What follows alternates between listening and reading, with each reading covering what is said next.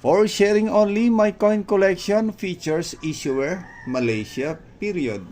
Federal Elective Constitutional Monarchy, 1963 today, type Circulating Commemorative Coin, year 1982, value 1 ringgit, currency Ringgit 1967 to date, composition copper nickel, weight 16.85 grams, diameter 33.5 mm, shape round, technique milled, orientation, medal alignment, number, and number 12749, references, KM number 32, show number 77. My coin collection, 1 ringgit of Malaysia, 25th anniversary of independence.